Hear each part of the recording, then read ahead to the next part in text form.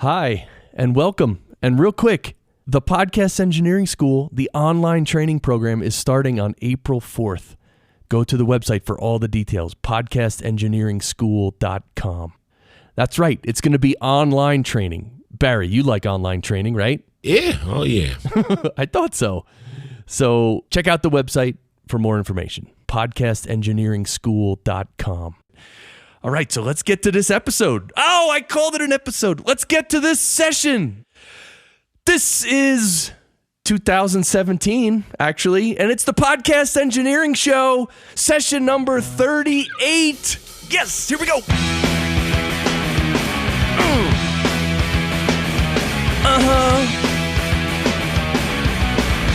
Yeah, welcome everybody to the show.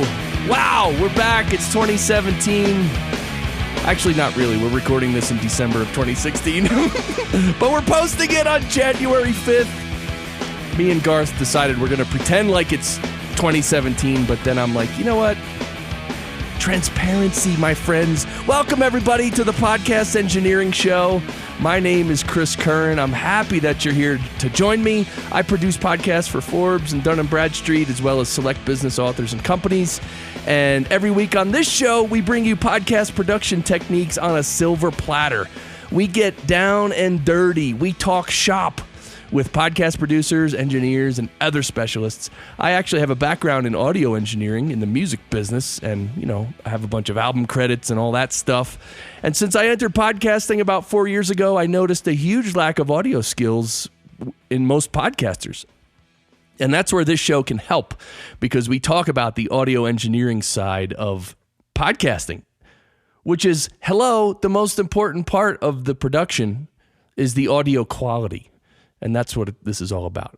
And of course, this show is not about listeners. It's not about marketing. And I know a lot of people out there say, don't worry too much about how you sound and don't go crazy with equipment. Just record your show and get it, produce quality content. And yes, I actually agree with all that.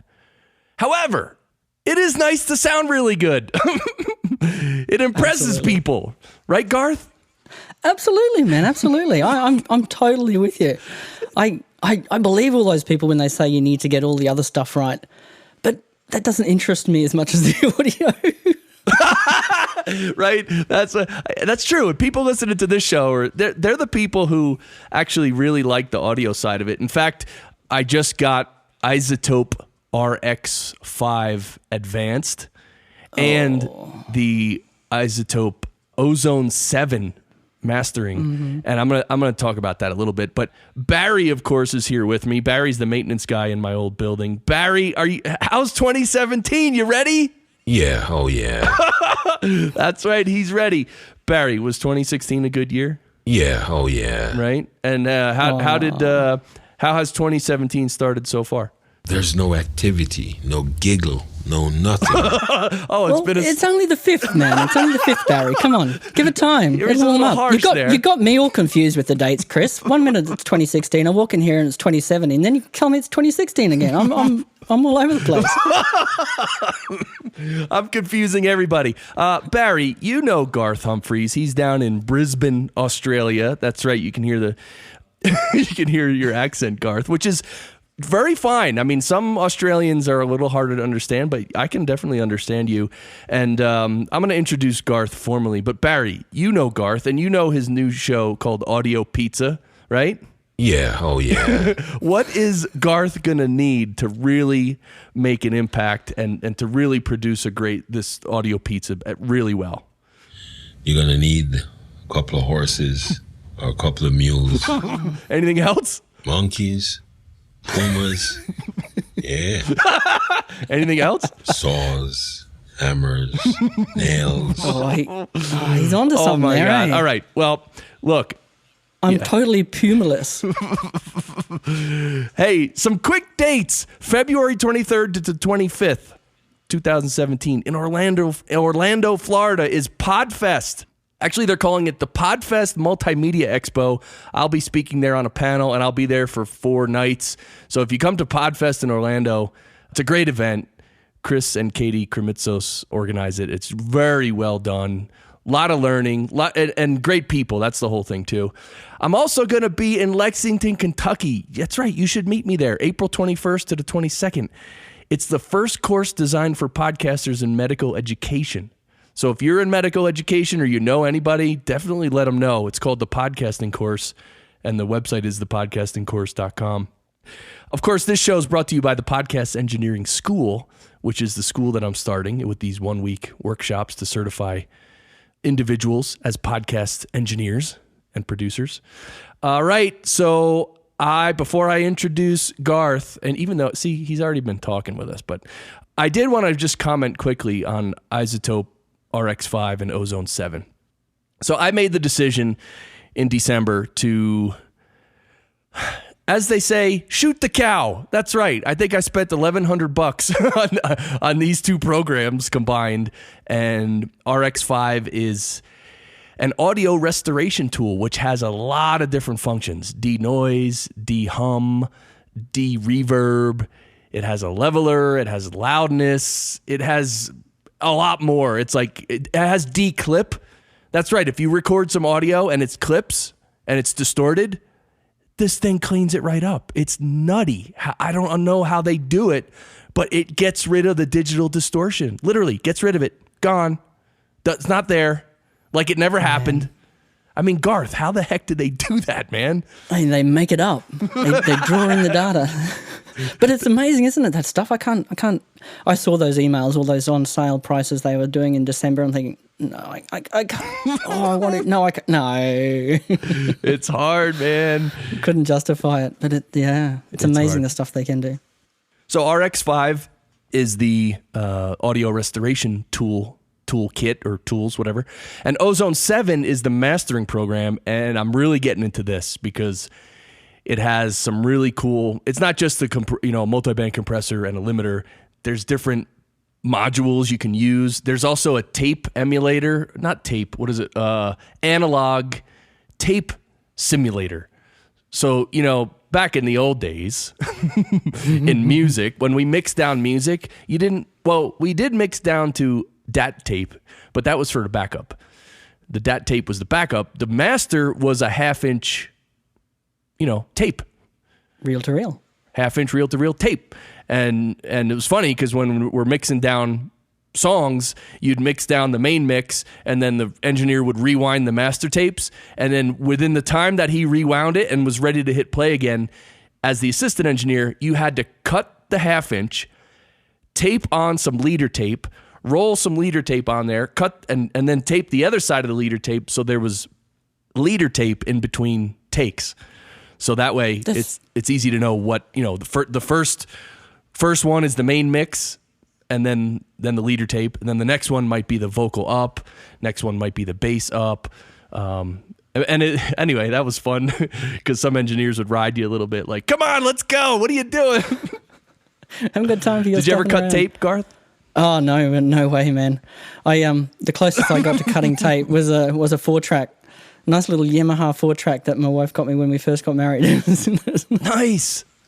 That's awesome. Used to bounce down, put stuff on 3 tracks, bounce it down to the 4th, and then start putting stuff back on the others. Yeah. Oh man, I totally did that. I did demos like that in the late 80s and early 90s. Yeah. On a 4-track bouncing it down was awesome. That and getting a good level was really important when you start bouncing on analog. There was no automation. It was like, yeah, and if the level's too low and you bounce it, the tape noise just gets so loud. It's crazy. Yeah, because you're basically adding tape noise on top of tape noise on top of tape noise. The other quick thing I want to mention, Garth, you know the album Dark Side of the Moon by Pink Floyd. Pink Floyd, yeah. I never owned it, and I've listened to it on when I used to have Spotify. I listened to it there, but I got rid of Spotify. I didn't want to pay for it anymore. And so I was like, you know what? I'm going to buy this because my wife has never heard it, and I was going on a road trip. So I bought it, and while I was looking to buy it, I saw a couple, because there's a couple different versions, and I'm like, well, what is this? So, there's like a newly mastered version, or I don't know if it's that newly mastered. Maybe it might even be 10 years ago it was remastered. It's still new compared to the album, right? I did see a couple reviews here and there where someone was like, this is the worst mastering job ever. You ruined a masterpiece. And I've seen some of these comments and I'm like, really? How could they ruin a masterpiece? So I'm like, all right, I'm going to buy the other version, right? The original master version. Anyway, I don't know what I did, Garth, but I bought something and it came and I heard it. And this is the one that the guy was talking about. It's horrendous. Oh, really? What have they just Are really you overcompressed effing it kidding me? What have they done to it? Just total overcompression? No, it's or weird. It's like dull. I don't know. It's like dull and muddy. I can't even describe it. It's just not crisp. It's not. Anyway, I just had to mention. That's a shame. Yeah. Yeah. Watch out. If you're going to buy Dark Side of the Moon, watch out. So Garth Humphreys, you're the host of Audio Pizza, and the URL is audio.pizza, right? Just that. That's it. It seemed like such a cool idea. Like, I know, you know how we were saying about the SEO stuff before, like this is template how not to do it. Generic name that means nothing. It's just such a bad move. But yeah, audio.pizza. So I do a couple of, we're going to do equipment first and we'll go into the shows maybe. Yeah, no, well, you also host iBlindTech, which is iBlindTech.com, and that's... iBlindTech.com, yeah, that's my original... I started that in 2012, I think. And that's my original thing, but I'm so sparse with posting that a friend and I are getting together and doing the audio pizza, so we'll just post all of our stuff in the one place. That's so Since cool. we're both so, hardly ever do it. Because I do a weekly show as well called Aussie Mac Zone, and that one's just, Apple news from an Aussie perspective, and it's sort of done and dusted, quick and easy, no fussing with the audio and so forth, just get it out and done. Right. Yeah, so finding time to do stuff properly, which is what I like to do on my own one, is the trick, yeah. Barry, I know you've heard Garth's show. It's called iBlindTech Accessible Workflows. And when you listened to his show, what did you hear? And they were cussing up a storm. Profanities left, profanities right. Wow, all He's right. got the wrong show. No, that's the other one. Come on, Barry. Listen closer, man. Come on, I think please. you got that. Come on, Barry. Wrong show. All right. And so the Aussie Mac Zone as well. So you do a lot with Macs, right? You're a Mac guy. I'm a Mac guy, yeah. I'm Windows all day at work. That's, and I get enough of Windows there, so at home I'm Mac all the way. Nice. And, okay, so we're going to go through the speed round. Let's do the speed round real quick. And then actually... we're going to go over your equipment and workflow in the speed round. That's what we do. And then we're going to really pick through it and talk about it in a little more in depth. And I just want to mention before I forget, we are going to cover a couple notes that you sent me about Reaper, which is a DAW that I use for multi-track recording and mixing. And do you also use Reaper? Yeah, I do, amongst other things. But I am just learning Reaper sort of only for a while, I've been using it for the last year or so, I suppose. And with something like Reaper, that's still in the learning phase as far as I'm concerned. Okay.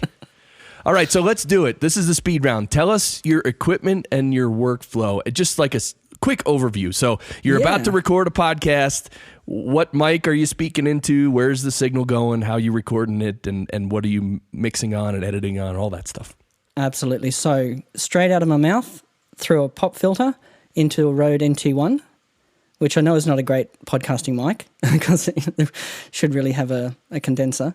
I mean, a dynamic, but I love this mic, the Rode NT1. And that goes into a Focusrite 2i4 and into my Mac. Simple as that. On the Mac, it really depends on what I'm doing as to what program I'm recording in. Either Amadeus Pro, which is it is a multi-track DAW, but it's like a single-track DAW on steroids, I suppose. Right. In the way it works. Or into Reaper, or into Audio Hijack Pro, which is what I use mostly for most of the stuff. Audio Hijack's really sweet in that you can, for example, record a Skype call and it'll, split the channels out left and right, so you've got the local and the away party. You can add, if you want to, you get like this building block of where you can build a chain, just like a channel strip sort of thing. So you can have all sorts of things, like the mic comes in, then it goes through this compressor, then it goes through, a volume control to boost it a little bit more or take it down if you've got problems with your gain staging or whatever, through to however you want to record it, whether it be WAV, AV, MP3 if you wanted to for whatever reason. Yeah, so it's a really... And you can have multiple chains going at once and stuff going all over the place. It's just a really flexible thing to record in. So that is what I mostly use, yeah. I see, all right. And then you mix down your mix. You add music and stuff, right?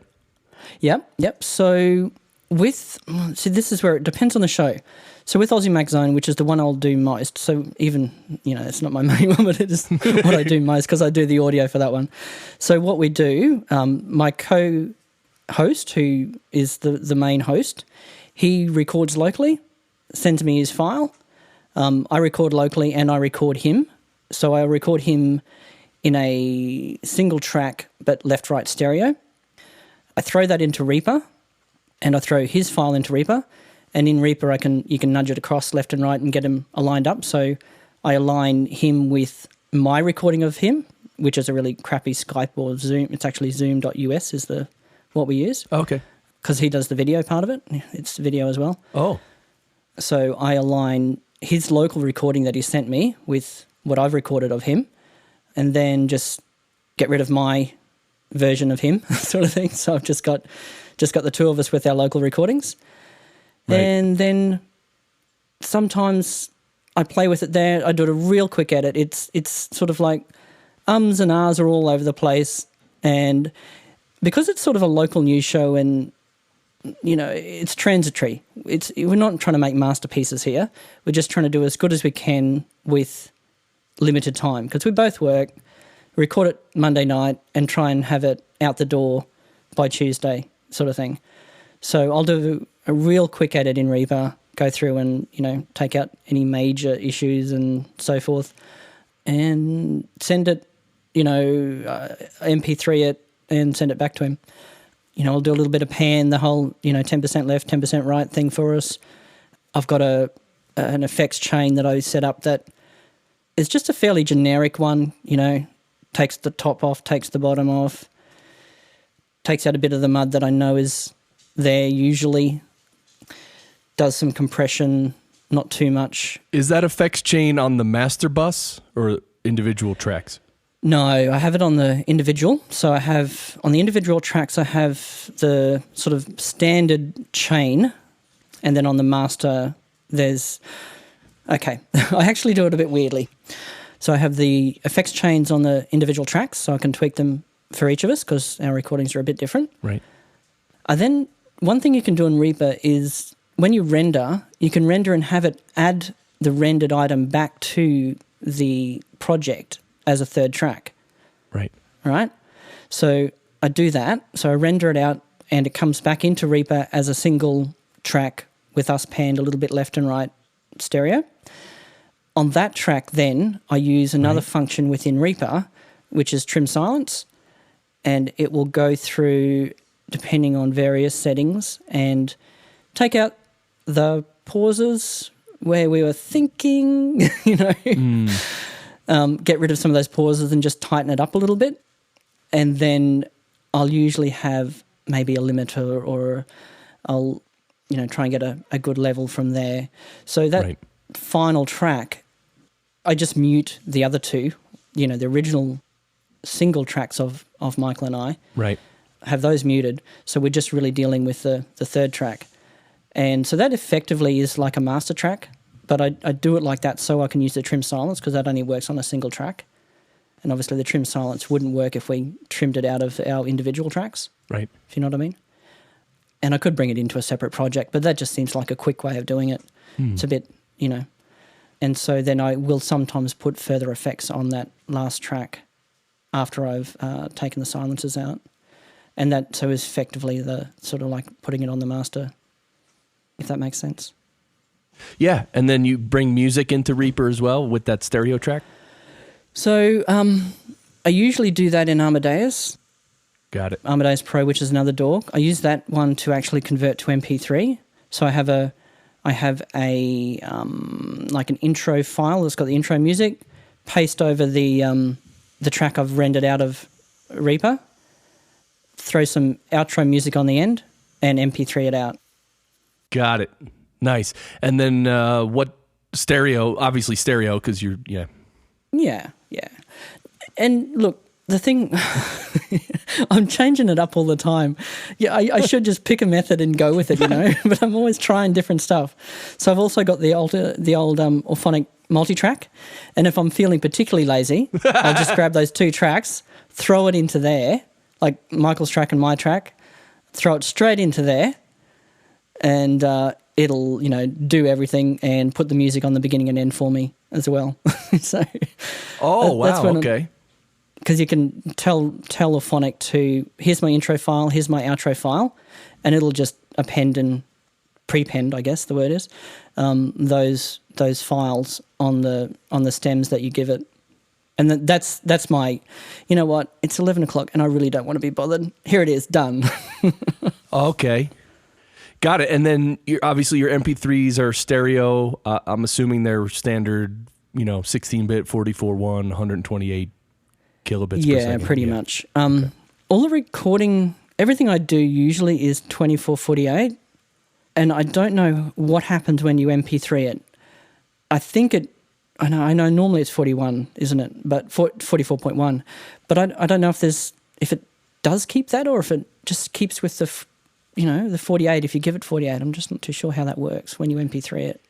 Yeah, usually when you click save as, you choose how you want it to be saved, like 16-bit, 44.1, 128. And then it'll take the 24/48 and it'll dither it down to that. Yeah. Yeah. I think there's a checkbox there that I don't tick or untick or whatever that says keep original. Don't re-encode, I think is the checkbox I get in Amadeus Pro. Don't resample, I should say. So I think it just keeps the same sample rate. But it's gone to MP3 anyway, so I don't know. Right. Oh, so you're saying your MP3 might be 16-bit 48K. I don't know. Anyway. Yeah, I've got me wondering now. I'll have to explore that further. Yeah, I'm not too sure. I don't know if it matters. No. Well, we know the standard is 44.1, but if you put a 16-bit 48K MP3, to iTunes and everywhere, I don't think it would matter at all. I don't know. That's a good question. Again, probably not not a big deal. Yeah. All right. So that was like an amalgamation of a speed round and getting into it. But we're yeah, sorry about that. No, it's perfect. It's perfect because we're going to go back now. I do want to mention those Reaper. Let's just mention those Reaper things real quick. You sent me.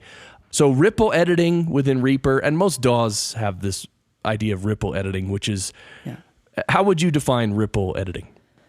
So let's say you've got a multi-track project and you want to cut a bit out. Now, there's a couple of different situations. Maybe, it's this situation where you've got you and me talking and we want to cut you out because we're talking over each other. And obviously, you're going to cut you out, not me, obviously, right? So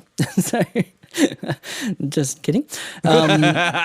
Always. We can turn ripple off in that situation, and when we cut a bit out of your track where we're trying to get rid of the crosstalk, it doesn't move the other parts of the track. So that's with ripple off. Right.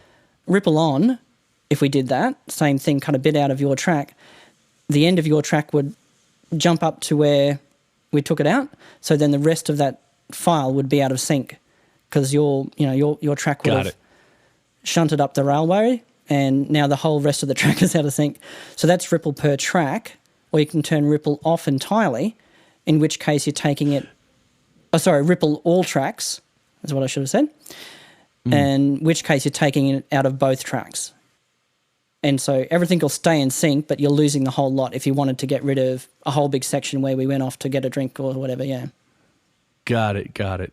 And I think that's the phrase of the month here is shunt. What did you say? Shunted up the track? Shunted up the track.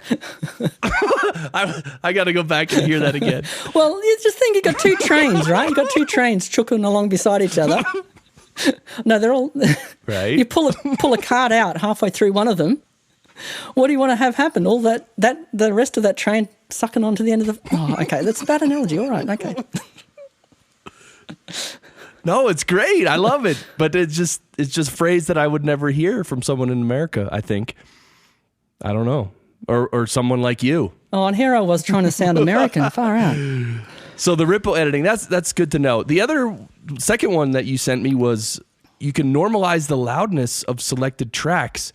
And you haven't tried this yet because we talked about it earlier, and I haven't tried it yet, but apparently there's some shortcut where it'll normalize a track to something like whatever, minus 23 LUFS, or I'm sure you can change it to whatever level you wanted. Well, but that seems pretty cool. Yeah, so rather than doing the normal peak leveling or whatever, you know, minus 23 LUFS. I think from what I could see of the action, so it's just an action within Reaper that you can assign to whatever shortcut you like. That is, normalized to minus 23 LUFS. So I have tried it. I just haven't then measured the output to see against some other kind of level, you know, to see if it is actually at 23 LUFS to make sure it works and so forth. But don't they reckon podcasts should be at 16 LUFS anyway? So I don't know. Right. I guess you could normalize to 23 to minus 23, add 7 dB, make sure you had a limiter there, and see what happened and see if you got to 16. Well, one thing that happens when I mix down tracks is if you have 2 or 3 voices, sometimes they talk at the same time. So if each of, let's say there's 3 voices, if each voice is at minus 23, sometimes they're going to talk over each other or someone's going to laugh. And so if you do mix it down, it'll be louder than minus 23 just because at times it'll add them together. So with the RX5 that I just got, I'm really getting into the LUFS and the loudness. And here's the thing. Here's my couple of my concerns about loudness. Okay, LUFS is awesome because it basically scans the entire track and gives the average loudness, which is good. However, some tracks are more dynamic than others. Sometimes there's a real loud part and then there's a real low part. Other tracks are literally, one level, almost monotone the whole time. And it's hard to, like, for instance, if you and I, your track and my track, if we set them both at minus 23 LUFS, but let's say my track is, way more dynamic, then it won't necessarily level those 2 voices properly, is what I'm saying. It won't sound level. Right, it won't sound level. Sometimes it will, sometimes it won't. So the thing is, I know when in RX5, when it scans the loudness, it'll actually tell you, like, I should have it up in front of me, but it's like the average loudness, the transient loud, the highest transient loudness, and it'll say the loudness, the dynamics of the loudness. And it's like that's the number that would actually match up. Like if the dynamics of of 2 tracks were the same, then you could apply the same LUFS and then they would be balanced pretty well. So I'm still kind of working all this out in my head with this new RX5 and LUFS, and I almost wish that you could set that. Like I could set, okay, what do I want the end result LUFS to be? Okay, I'll set that. Then what do you want the dynamic loudness to be, and set that. And then the program, the program I'm dreaming of, would take an audio track and either compress it or limit it enough. It'll make the dynamics the same for both and then level them both. And then it would be like, so all you'd have to do is put it into that program and it would be like, boom, those 2 voices are leveled. Although the other thing that messes up the leveling of 2 voices to be the same loudness is EQ. So if one voice has a lot more low end and one voice is a lot more mid-rangey, they might be the same LUFS, but they're not going to sound level at all. The mid-rangey one is going to sound way louder. So that's another thing. But RX5, guess what it has? It has match EQ. It has an EQ match. So it'll scan one file A, it'll scan, and then let's say you want file B to be the same EQ as file A, you just apply it to B and it's done. Wow, that's pretty cool, isn't it?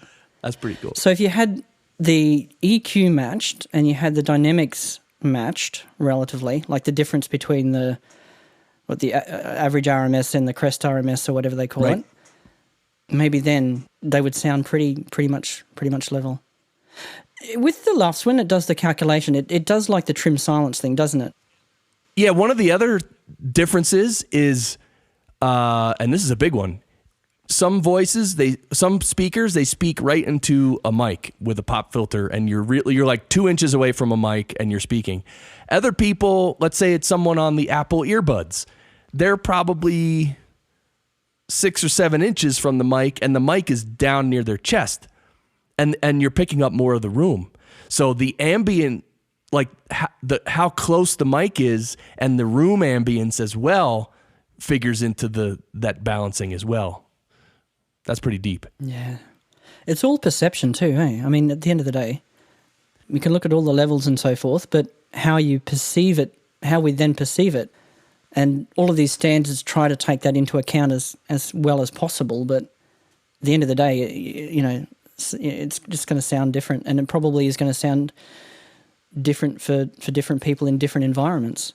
Yeah, that's totally correct. I mean, everything we do with levels and all that, the final test is your ear, right? You got to listen back to it and say, are those two voices balanced?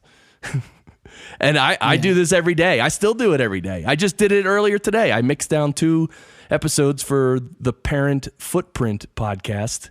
One of my clients, Dr. Dan Peters. It's the Parent Footprint podcast. And he interviews people. And I have to, you know, every time there's an interview, you got to balance these 2 voices and make sure they're both the same loudness, right? So the listener can enjoy it without having to ride the volume knob. And I go back and forth. I'll mess with it. I'll compress one more. And then I'll render it down, and I'll open it up in my SoundForge stereo editor, and I'll look at it and I'll listen. And then I'll go, well, no, I got to bring this one up about a half dB. Then I'll go back to Reaper, re-render it. And I go back and forth sometimes a lot, just to make sure that they're level. But of course, like you said, Garth, we love that. Guys like you and me. And see, I'm always caught in a quandary as well, because I love it, but I don't have the time, you know? So a lot of the time with Aussie Mac Zone AMZ, it's just boom, boom, boom. Yeah, that's there, go, bye. You know? Yeah. Close enough is good enough for that sort of thing that's fairly transitory, you know, that it doesn't need to live on forever. It's, you know, listen to it this week or don't bother sort of thing, you know? Right. Yeah, that makes total sense. All right, the third Reaper thing that you sent me was an auto trim / split items, which is basically removing silence, right? Yeah.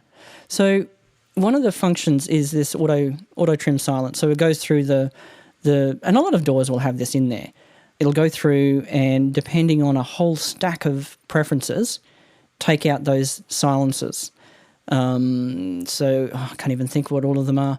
You can set the threshold for when it thinks the silence has, you know, started, and then you can have a different threshold for the release, basically. Hysteresis or something like that they call it. I can't even think what they call it. So sometimes people will trail off at the end of their sentence quieter. So you don't want them, you can say, okay, silence hasn't started again until it gets below a different level than what the initial threshold is. You can have distances of how many milliseconds ahead it's going to cut off anyway. You can tell it to apply all the when you're doing the analysis for deciding where the silences are, run through this effects chain first. So in that case, you could take, you know, do a really heavy duty low cut, high cut. So you really narrow down to just the vocal stuff, and it will use that effects chain, or, you know, that effects that are on the track, to go and only trim via the actual speech. And so if someone bumps in the background, that's going to be cut out or whatever, and that's not going to affect where it decides to trim. Right. Does that make sense? Yeah. You don't, obviously, then you don't leave those effects on the track. You know, you go extreme high, you know, you cut out a lot more of the top and bottom than you would if you were actually using them. But it's just for the processing. So really, really, really nice feature. Yeah, that's a side chain. That's exactly what you're doing. You're setting up a side chain for the remove silence.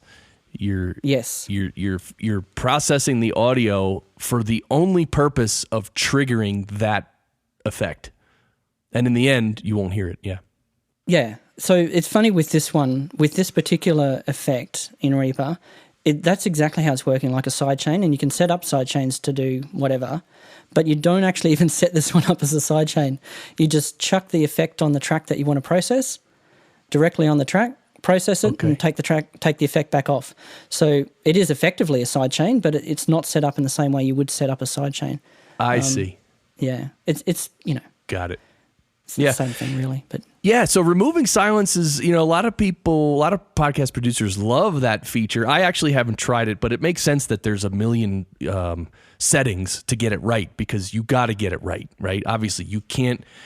There's no way you're going to run some sort of remove silence plugin and then go back and listen to every single, transition or where there's a half second of silence to make sure the timing's right and all that.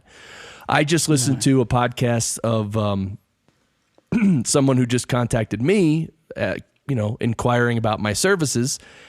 And, in preparation for the call, I went to their website and listened to their podcast, and whoever produced it used some sort of a remove silence effect, and it was terrible. It removed everything. It was like you finish one sentence and the next sentence started, and then they finished that sentence and the next sentence started, and it's like it was so unnatural and so awkward, and I couldn't listen. You can't listen to that.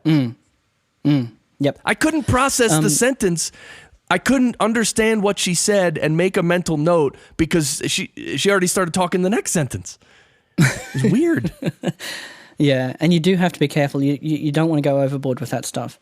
But with Michael and I doing AMZ, there are big pauses while we'll get the next track. He'll get up the next story and okay, now blah. Right. So there's time that needs to come out of there. And you have a look at the track afterwards. You know how in Reaper it splits it up into items, and there'll be 200, 500 items on the track after it's gone through, so you can tell how many many actual items it's how many bits it's cut out. Right. All right, so let's get back to your equipment and your workflow. You use the Rode NT1. And you said it's not a great podcasting mic, but it sounds really good, and it's a condenser, right? It's a cardioid condenser. It is, yeah. It is cardioid. What I mean by that is it's way too sensitive for what a lot of people would suggest that you use. I've got a Rode Podcaster as well, which is a dynamic mic, but and it was not cheap either, but I just didn't like the way my voice sounded on that. I've got a high enough pitch voice as it is, without that. The Rode Podcaster seemed to add so much to the top end, like the mid-high stuff made me even more nasally than I naturally am. Okay. So, but the Rode, this NT1, it's a wonderful vocal mic, but I have an environment that I've tried to treat, as best as I can without going out and, spending a whole heap of money. Like there's a couple of mattresses around here that have to be stored somewhere, so they might as well be stored in here. You know what I mean? That just sort of incidental treatment, if you like. Right. So that's what I mean by it's not a good podcast mic. It is a fantastic mic. I love it. I really, really love it. I should be using it. I've got another Audix OM7, which is quite a really nice dynamic mic as well. And that's probably what I should use. But my favorite is always this NT1. I just love the way it sounds. It's nice, yeah. And I don't hear. It doesn't sound like you're in the middle of a basketball court, so it sounds good. Well, I'm telling you now, you're going to have to use that RX 705 because my laptop is just. Its fan is going ballistic, and I know that's going to be sitting there in the background. Oh, really? Yeah, I've put up a bit of a block between my mic and me and the fan and my laptop, so I've got this to try and cut it out a bit. Okay. So when I heard the fan, I just pulled this thing over and thought maybe this will keep that fan noise down a bit, but no, you've got all the tools, dude. You can fix it. Right? Oh yeah. Now there's no excuse. But it's funny because when I got the RX5, the first piece of audio, I think I did the wrong thing.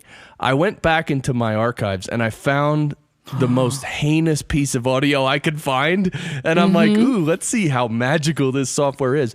And I picked up a piece of audio that was a Blue Yeti in a conference room in bidirectional mode. So there's two people and they weren't really that close to the mic.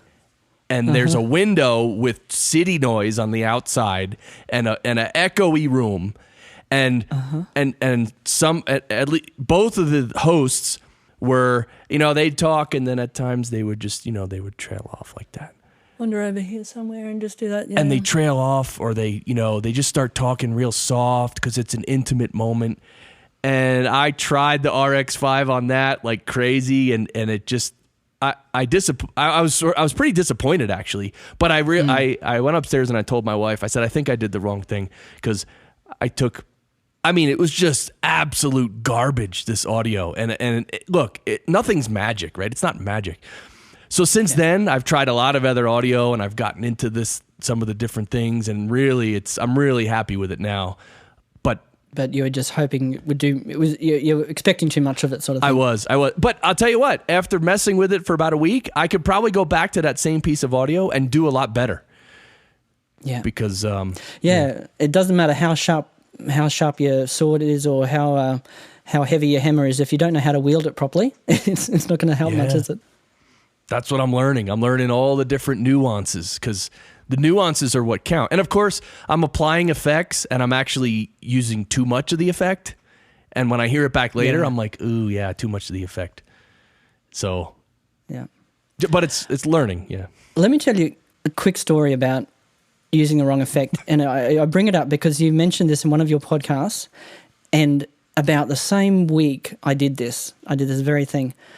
I did a recording with somebody over Skype. I couldn't get any other local recording for it. We just had to work with what we had. Right. And it had tremendously bad noise. And like I said, in Audio Hijack, you can set up these lovely chains with various effects on there. What I didn't realize is that I'd been mucking around with the compressor, and the compressor had a gate included, and I had accidentally ticked the gate. So I had gated this absolutely awful Skype call, and either one of us would throw the gate. So it wasn't processing it as stereo, it was processing it as a single file. So either one would throw the gate. So it wasn't even just taking out her noise. Whenever I spoke, her noise came back as well. I just had this file that I could do nothing with. It was just a total mess. And it was about, same time you said never gate to tape. Just don't gate to tape. Yeah. I hadn't meant to, but I did, and it was shocking. And I must have had some bizarre settings on there because I hadn't actually set it. It just got turned on, sort of thing. Right. And I wasn't listening to what I was recording. And that interview was I think I just had to throw it out. Wow. I couldn't fix it. Interesting. Yeah, that's good learning though, right? Now you know where that checkbox is, right? Exactly. I hope. Stay clear of that checkbox. So Audio Hijack Pro, that's like a standalone program, right? Yeah. So it's a bit of software for the Mac. There's no Windows version, but in their current, I think they call it's actually Audio Hijack 3 now, I think. It used to be Pro, whatever they're currently calling it. Okay. It is really simple to use, I guess. You get this, like I said, a building block section, and you go around and you pick out your audio units, whether they be an input device or an output device or a recording module or an effect or change the left-right stereo, any sort of plugin, any VST or plugin that you already have on your system, or on the Mac, it's an AU or an audio unit. That's the Mac version of VST. You can use VSTs on the Mac as well, but they have their own sort of. It's not Apple proprietary, I don't think. It's just the extension for the audio units for the digital plugins. So you can chuck any of the plugins on, and you can create a chain. So you have your mic, then maybe you go through a little bit of light compressing into your recording and then into your headphones. But you can grab other applications and sort of, depending on how you arrange them on the grid, the audio will always flow from left to right, and you can just arrange the icons so that it flows just the way you want. So I'll often have one chain at the top of it that has the application as well as my audio with a bit of compression. And maybe I'll have another chain underneath that completely independent that is just purely straight my audio with no processing, nothing, just so I've got another backup. Nice. Or you could even put in there a volume, a block to change the volume. So take 3 dB off it just in case there was bad clipping in the other one or whatever. So it's really, really flexible and lets you record stuff from, whether it be from Safari or, any application. The output of audio from just about any application on your Mac. Right. That's what I was going to ask you, because someone else had mentioned Audio Hijack, and it was in terms of routing. Like you could literally take any source or anything and send it anywhere, and it just made the routing really easy. Exactly. So you've got those building blocks. Okay. You can, route the audio from Skype. It's really sweet. I just don't know what the Windows equivalent would be. Right, yeah, I think for Windows I don't even know what it is, because those programs that on Windows that supposedly do routing, like I can't even imagine what a nightmare that is. Yeah, virtual audio cable I think does a lot of that stuff. VAC, virtual audio cable. Okay. But I think the interface is, I don't know I've never played with it. I know it's a little bit tricky to set up, but it does let you route stuff around and, combine sources and so forth.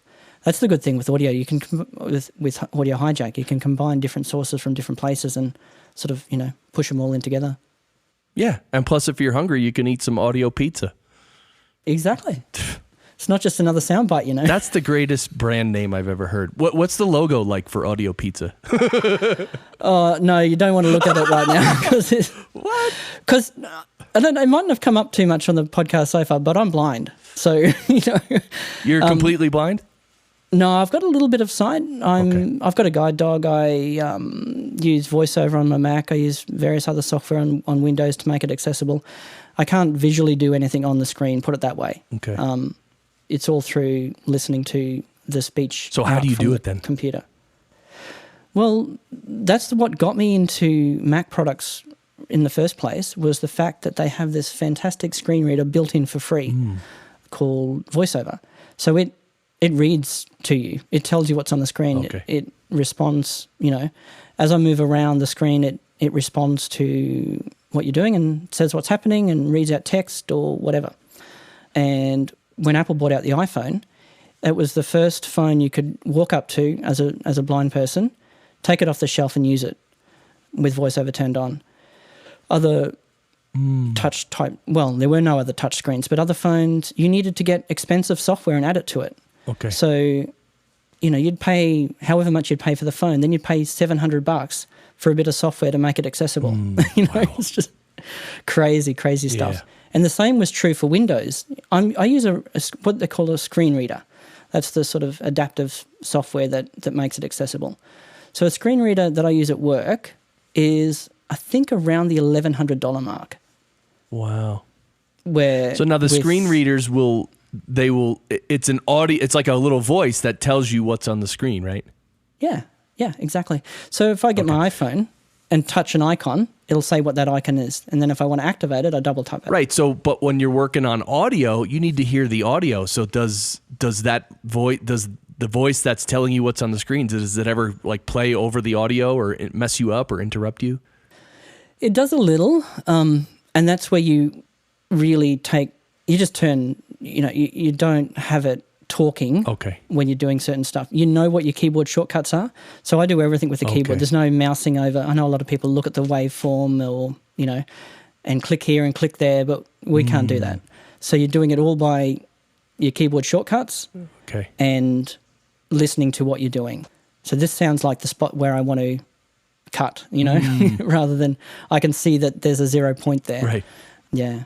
That's great though, because you can hear all that if you listen, right? And I'm sure you're a really good listener, right? Well, yeah, I guess so. Well, because you have to be. Yeah. You have to be. Yeah. But that said, I will confess that I think my ears are a bit shot as well. I use a Audio Technica, I can't think what they are, monitoring headphones, MX40 or M8040MX or something. I can't remember. I'll send you a link. Really nice set of headphones, but too many years ago, I spent too long playing bass guitar in front of drum kits without the appropriate protection.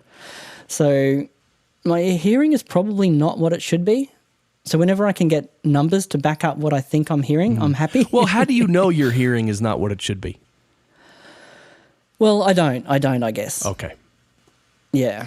Because I think, look, a lot of us have played in bands and played drums. And I mean, I played drums for many years without any earplugs. And then once I hit a certain point, and luckily it's when I was still young, maybe 19 or 20, when I realized that I literally just wore earplugs every time I played drums. Even I used to wear these little half earplugs. So I'd cut my earplugs in half.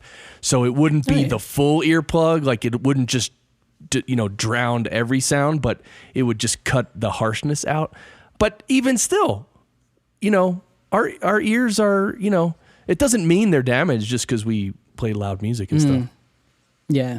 Well, this is true. I don't know. I should get them tested, really. But I think I need to. I feel as though I need to improve my critical listening skills, though. That's one thing I think I do need to improve. Your critical listening? Okay. Well, how can you? Yeah, I mean, if you just go through an EQ and just take a EQ band and put the Q really low, or is it really high? Put the Q really high, and just sweep through the frequencies, and you can hear stuff. Yeah.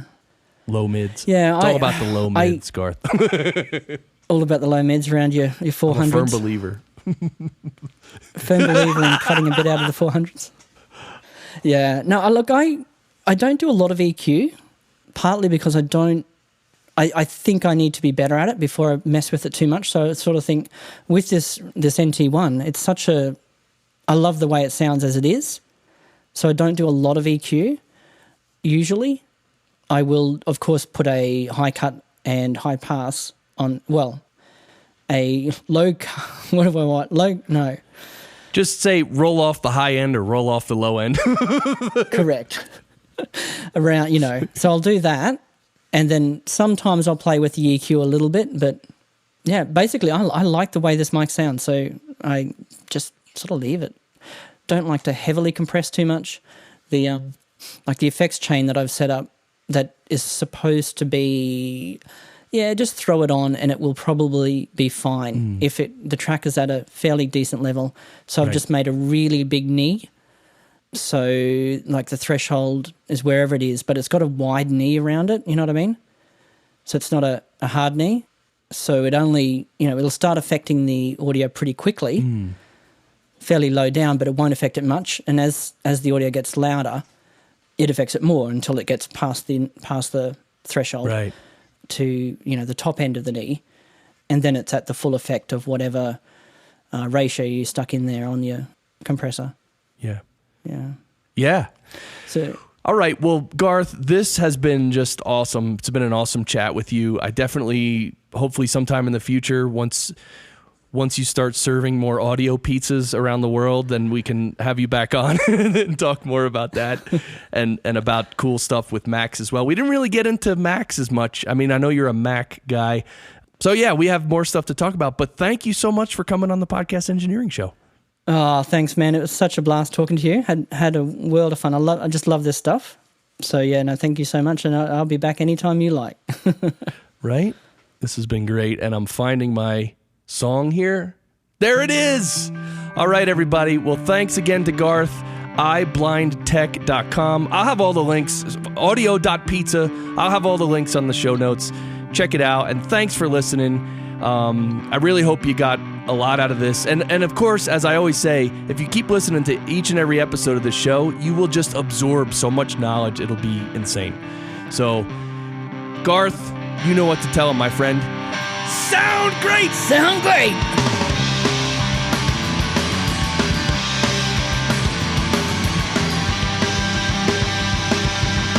You walk away from me well, and you can't play that part so well. Why do you play it out on me now?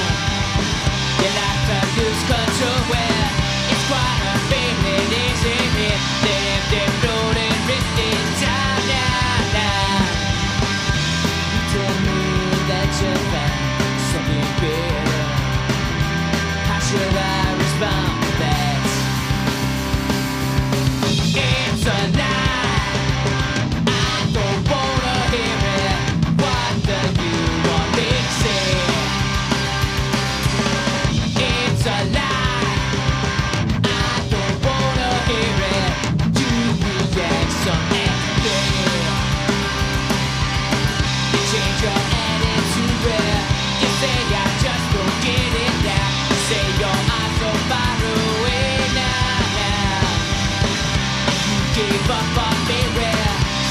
such a game, play game.